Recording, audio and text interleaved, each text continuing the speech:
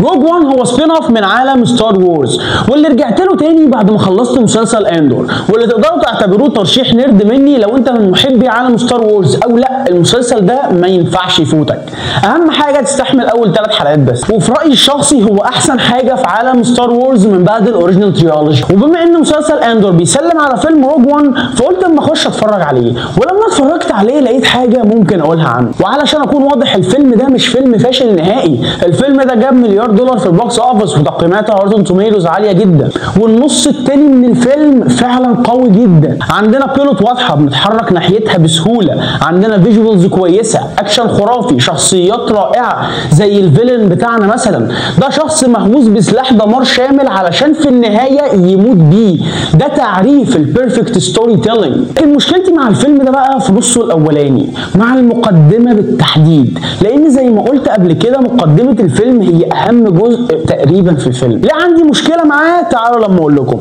اهلا بيكم، معكم محمود اسامه من قناه ايجيبشن نيرد، والنهارده معانا فيلم روج وان، هنبص عليه عشان نحاول نتعلم منه ونشوف عمل ايه صح وعمل ايه غلط، واجاوبكم على سؤال: هو ليه فشل؟ مقدمة فيلم روج وان هي أسوأ مقدمة في عالم ستار وورز بالكامل، ولما بقول مقدمة الفيلم فأنا مش قصدي جزء موجود فيها، لا أنا قصدي الفيرست أكت بالكامل، من أول مقدمة شخصية جين لحد ما بتقابل سو جوريرا. وللي ما يعرفش فالفيلم ده عانى بسبب إن ديزني طلبت ريشوتس في وقت قصير قبل عرض الفيلم، وعلى الرغم إن نهاية الفيلم كانت أفضل بسبب ده، ولكن المقدمة هي اللي عانت تماما. فتعالوا نغوص أكتر في عالم فيلم روج وان ونعرف هم غلطوا في إيه. تعالوا نتعلم ازاي نتجنب اننا نفشل في مقدمة فيلم. المشكله الاولى في فيلم روج وان هي في بطله الفيلم، وانا هنا مش قصدي موضوع البطوله النسائيه ده لان ده انا اتكلمت عنه في فيديو منفصل قبل كده، لكن انا قصدي هنا ان احنا في عندنا مشكله حقيقيه مع الشخصيه، مشكله تخلي راي من السيكوال تريولوجي تبان كافضل شخصيه في التاريخ مقارنه بشخصيه جين في مقدمه الفيلم على الاقل. المشكله دي هي ان جين في البدايه كانت اسوأ نوع من انواع الابطال، كانت باسيف هيرو. تعالوا نوريكم قصدي. جين بتهرب من السجن وبتروح تقابل الريبلز لان هم اللي هربوها من السجن واخدوها لهناك، بتطلع في رحله عشان تلاقي سو جوريرا لان الريبلز هم اللي قالوا لها تعمل كده. جين كانت موجوده في 15 مشهد في الفيرست اكت، فتعالوا نعد كده كام مشهد من دول كانت يا اما محبوسه فيه او في كلبشات.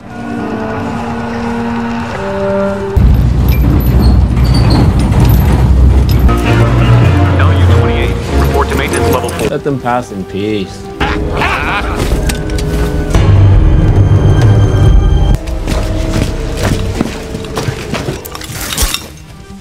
Dingadase. Please free me. جين مش شخصية باسيف بتعمل أي حاجة علشان تحرك القصة لقدام، ما عندهاش اوبجيكتيف، ما عندهاش ديزايرز، ما عندهاش موتيفز، ما عندهاش اجنداز. من الآخر كده هي مش بطلة الفيلم، بل إن هي مش شخصية أساسا، دي مجرد تمثال فاضي الحبكة اللي بتحركه لقدام. وبما إن جين ما عندهاش رغبة في مطاردة أي هدف، فبالتالي هي ما بتعملش أي حاجة وما بتاخدش أي قرارات تخلي المشاهدين يتعرفوا على شخصيتها. إحنا عارفين هي كانت إيه، ولكن إحنا ما نعرفش هي ايه دلوقتي، وبما اننا ما نعرفش هي ايه دلوقتي فاحنا ما عندناش اي مشاعر او اهتمام بيها، فبالتالي ده هينعكس على الفيلم، الملل هيفضل ماسكك لحد ما في الاخر يا اما تقوم تمشي يا اما تقفل الفيلم لو انت قاعد في البيت. لان لو بطل الفيلم بتاعك مش مهتم باي حاجه بتحصل في الفيلم فليه المشاهد هيهتم؟ انت ممكن تقول ان جين عندها سبب، هدفها هو انها تساعد الثوار علشان تتحرك. We're up against the clock here, girls, so if there's nothing to talk about, we'll just put you back where we found you. And if I do it, we'll make sure you go free. لكن حتى ده انهار بعد كده لما بقت لوحدها، لو عايزه تتحرر فعليا فليه ما تهربش؟ ليه محتاجه موافقه من حد علشان تهرب في عالم فيه مجرات؟ خصوصا والفيلم حاول بشتى الطرق انه يقدمها على انها اندبندنت وورير، وممكن تقول انها بتستغل الثوار عشان تلاقي والدها، ولكن في المقدمه الوضع كان مختلف. They wanted an introduction, they've got it. I'm out now. The rest of you can do what you want. Oh, I see what you're saying. الى جانب ان الباسيفيتي دي بتخلي كل حاجه ممله ومش مهمه، فهي كمان بتخلي المواقف مش مبرره وغير مستحقه. لما جين بتقع في مشكله بنلاقيها بتستخدم البلاستر كانها ماندلوريان، وفي اللحظه دي بنحس اننا اتضحك علينا. احنا ما شفناهاش بترفع بلاستر حتى قبل اللحظه دي، وليه تعمل كده اصلا طالما مش مهتمه باي حاجه بشكل كافي؟ خليها تعمل كده. التشويس بيست اكشن الوحيد اللي ادالنا تلميح عن شخصيه جين في الفيرست اكت لما انقذت بنت صغيره ما نعرفهاش في الشارع وسط ضرب النار، وحتى ده هو المعنى الحرفي للسيفنج ذا كات كاركتر مومنت اللي موجود في اساسيات بناء شخصيه. فغير اللحظه الوحيده دي، فجين اولسو في الفيرست اكت بالكامل كانت شخصيه فولي باسيف unmotivated uninteresting character، والسبب الوحيد اللي مخلينا عارفين ان هي معانا في الفيلم ان الفيلم قال لنا انها موجوده. You're currently calling yourself Liana Halleck. Possession of unsanctioned weapons, forgery of imperial document, escape from custody, resisting arrest. ودي كبطله الفيلم سبيس ادفنشر ما تنفعش نهائي. القاعدة الذهبية الوحيدة في كتابة سيناريو شو دونت تيل، ومقدمة فيلم روج وان كانت أكتر وقت المعلومات بتتقدم فيه شفهيا من غير ما نشوف أي حاجة فيجوالي تدعم الكلام ده، ومن غير منطق بأي حرف. تعالوا أما أوريكم قصدي. Aggravated assault, escape from custody, resisting arrest. Why does she get a blaster and I don't? What? I know how to use it.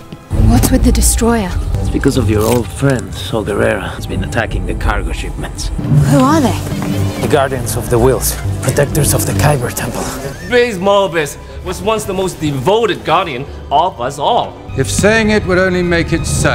والسبب اللي خلى المشكله دي مشكله كبيره في فيلم روج وان هو انهم مش بس استخدموها لتقديم معلومات صغيره او تافهه، لا ده هي دي الطريقه اللي اتقدمت لنا بيها الحبكه الرئيسيه في الفيلم. حبكه الفيلم هو ان في امبيريال بايلوت اللي بفضل والد جين بينشق لجانب الريبلز علشان يوصل معلومه خطيره عن الديث ستار، ودلوقتي الثوار وجين محتاجين يستخدموا المعلومه دي علشان يلاقوا نقطه ضعف الديث ستار اللي والدها سابها، ودي حبكه رائعه جدا. وفي نص الفيلم التاني كانت ممتازه، ولكن في المقدمه بقى فكان في مشكله صغيره. احنا ما شفناش اي حاجه من دي، احنا ما شفناش الطيار بيتفاعل مع والد جين، ما شفناهوش بيهرب من الامبراطوريه وبينضم للثوار، احنا حتى ما شفناش اي حاجه تثبت ان ده طيار امبراطوري غير الهدوم اللي لابسها. كل اللي حصل هو اننا بنسمع كلام عن ان الحاجات دي حصلت. An imperial pilot, one of the cargo drivers, he defected yesterday. He's telling people they're making a weapon. Imperial defector in Jeddah, a pilot. He's claiming the Emperor is creating a weapon. We've heard word of rumors circulating through the city. Apparently, you've lost a rather talkative cargo pilot. With all due respect, what the fuck are you talking about? والمشكله اللي ده عملها في المقدمه هو ان هو خلاها ما تتصدقش بل واحيانا مربكه. احنا بنسمع كلام عن حدث كبير ومهم حصل ومع ذلك ما شفناهوش، فبالتالي بالنسبه للمشاهدين فهو مش مهم قوي. انا كنرد طبيعي بالنسبه لي ان انا القط حبكه الفيلم بسرعه واقدر اتابعها، لكن في اول مره شفت الفيلم ده حتى انا كان في عندي مشكله، ما كانش عندي اي فكره هو ايه اللي بيحصل هنا، لان كل اللي شفته هو ان الجدع ده ظهر فجاه علشان يقول ان هو انشق عن جانب انا ما شفتوش عليه، ومعاه معلومات انا ما شفتوش بياخدها، وده شيء مش كويس نهائي. وانا اسف ان انا بقول كده لان انا داي هارد ستار وورز فان، لكن انت كده بتفشل في اساسيات الستوري تيلينج، كانك بتتفرج على فيلم انتقام زي كيل بيل ومع ذلك انت ما شفتش هي عايزه تنتقم ليه. وواضح ان صناع الفيلم كانوا عارفين ان دي مشكله، لانهم حاولوا انهم يبرروا قصه الطيار دي عن طريق ان هم قدموا الكائن الفضائي اللي بيقرا الافكار وهيعرف الحقيقه، لكن حتى هنا انت بوظت الدنيا لانك قلت ان الكائن الفضائي ده بيجنن اللي بيقرا افكارهم. لكن ده برضو ما حصلش هنا.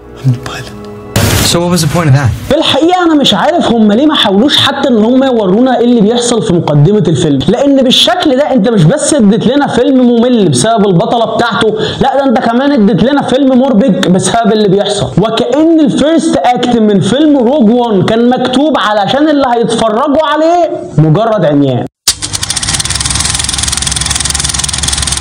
المشكله الثالثه اللي هتكلم عنها هي مش مشكله منفصله، بل هي اساس المشكلتين اللي فاتوا. هو ان غالبا الفيرست اكت ما كانش مكتوب علشان يبقى انترودكشن اكسبلورنج جراوند، لا ده غالبا اتكتب لان هم مجبرين يكتبوه لان لازم يبقى في فيرست اكت في الفيلم، بمعنى ان المشاهد اللي بنتفرج عليها هي مش مشاهد كامله، لا دي مجرد لحظات مكتوبه علشان توصل معلومات، هي مش مكتوبه من منظور شخصيه محدده هتوصل للمعلومه، لا دي مكتوبه من منظور المعلومه وهتوصل ازاي. تعالوا نوريك قصدي. تعالوا نبص على مشهد تقديم شخصيه جين.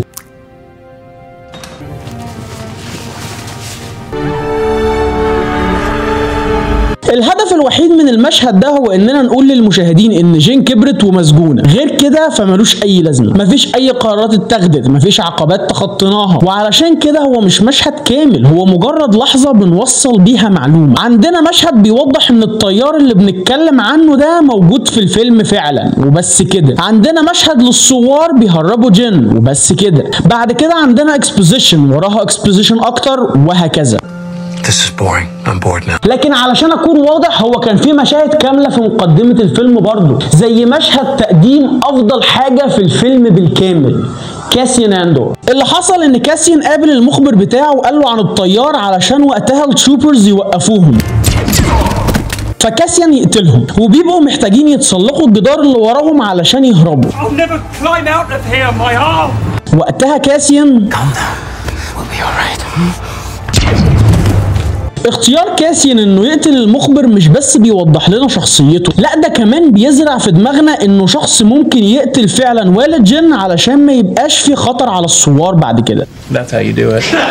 لكن المشكله بقى ان المشهد ده كان منفصل تماما عن المقدمه، ده لان المقدمه ما اتقدمتش من منظور شخصيه واحده، لا احنا عمالين بننط حوالين المجره زي ويل اوسبري في مباراه قصاد كيني اوميجا خلال اول 6 دقائق من بعد البرولوج، واحنا عمالين بنتنطط ما بين الكواكب، وده اللي خلى المقدمه بالكامل مربكه. ازاي هنهتم بشخصيه جين لو ما قضيناش اي وقت معاها؟ ازاي هنفهم الحبكه لو ما قضيناش اي وقت معاها؟ ازاي هنحزن على الشخصيات المسانده لو ما قضيناش اي وقت معاهم علشان نفهمهم؟ Well, the answer is you can't. الفكره في اننا لو كنا بدل ما عمالين بنتنطط كل 15 ثانيه الكوكب شكل مع شخصيه شكل، قصينا اللحظات المنفصله دي ولزقناها مع بعض في مكان واحد، الدنيا كانت هتبقى افضل بكتير. الطيار اللي احنا بنتكلم عنه ده يبقى دخل السجن ونشوف جين وهي بتخش السجن علشان بتحاول تاخد منه معلومات، وقتها يرفض يديها اي معلومات لحد ما تهربوا بره السجن، وهي بتهرب وقتها كاسيان والثوار يظهروا وياخدوهم للثوار، ومن هنا نكمل حبكه الفيلم بتاعتنا. دلوقتي جين بقت اكتيف هيرو، عندها هدف واضح ان هي عايزه تحرر والدها، ويبقى في قرارات لازم تاخدها اثناء الهروب من السجن تعرف المشاهدين شخصيتها. دلوقتي الحبكه بتاعتك بقت سهل ان انت تقدمها وسهل احنا كمشاهدين نتابعها. احنا شايفين الطيار مقبوض عليه لانه انشق عن الامبراطوريه، دلوقتي هيبقى في مشاهد ليه مع جين بيتكلم فيها عن علاقته مع والدها، وانا مش بقول ان اللي انا قلته دلوقتي ده لازم هو اللي يحصل، انا متاكد ان في ناس تانية بتاخد مبالغ كبيره من الاستديوهات تقدر تكتب حاجات افضل من اللي انا قلتها دي، لكن اللي بقوله ان بالشكل ده هيبقى في عندك نفس المشاهد لكن هتبقى مثيره للاهتمام وواضحه شويه، وعلى اسوأ تقدير هي بالتاكيد مش هتبقى اسوأ من اللي اتعمل اصلا. وهو ده فيلم روج وان. زي ما قلت في البدايه الفيلم ده عانى بسبب الريشوتس ومشاكل كتير ورا الكواليس، ودي حاجه نلوم عليها بالتاكيد كاثرين كينيدي، لكن هيفضل مشهد الهول واي لدارث فيدر هو افضل مشاهد الاكشن في عالم ستار وورز، هيفضل مسلسل اندور هو افضل حاجه في عالم ستار وورز من بعد الاوريجينال تريولوجي. فلو معاناتنا مع مقدمه الفيلم ده هي الثمن اللي اتدفع علشان الحاجتين دول فانا راضي. فلو في فيلم تاني من عالم ستار وورز عايزين نتكلم عنه بكتبوا لي اسمه تحت في الكومنتس، ولو بتتفرجوا على الفيديو على اليوتيوب ما تنسوش تعملوا لايك، ولو عجبكم وعايزين تشوفوا زيه وفي منه كتير قوي على القناه، وفي حاجات تانيه محتوى تاني ممكن تبقوا تشوفوها برده، وانت انا كل مره بعمل سبسكرايب. اما بقى لو انت مؤلف وبتالف فيلم من النوع ده او ناوي تالف فيلم من النوع ده ما تنساش تبقى تاخد بالك من الاخطاء دي علشان مقدمه فيلمك تبقى افضل.